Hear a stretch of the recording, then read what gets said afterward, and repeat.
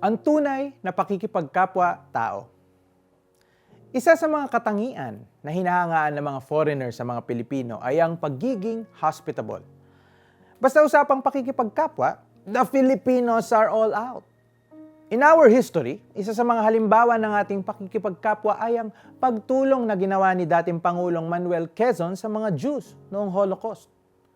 Taong 1937, ipinatupad ni President Quezon ang open door policy na nagsasaad na welcome sa Pilipinas ang mga Jewish refugee na nakaranas ng persecution mula sa mga Nazi. Halos buong mundo ay hindi willing tumulong, ngunit minabuti ni Quezon na gawin ang tama.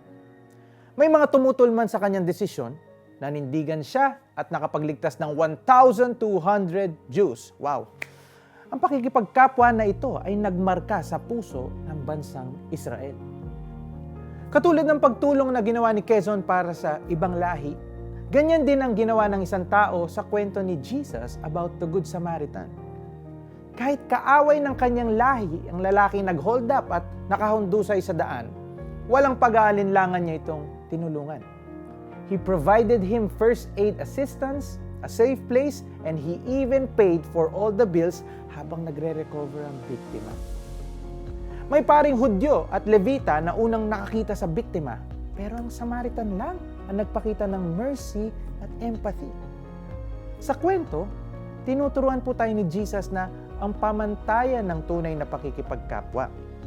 Ang tunay na lalim ng pakikipagkapwa ay hindi lang nakasalalay sa kaya nating gawin para sa iba, bagkus ito ay ang pagkakaroon ng malalim na pag-unawa ng ating puso na tulad ng biktima at ng mga Jew refugee.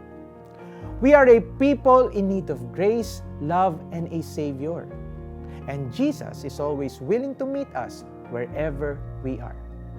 Siya po ang role model na tunay na pakikipagkapwa. Sa madilim at malalim natin pinagdaraanan, He will save us. He will always go above and beyond in redeeming and restoring us. Yan po ang tunay na pakikipagkapwa. Let's pray. Lord, I humble myself before you. Heal my wounded heart at tulungan po ninyo akong matutunan ang tunay na pakikipagkapwa. In Jesus' name we pray, Amen. Reflect on your most unforgettable experience when a stranger helped you. Resolve to do the same for someone in need.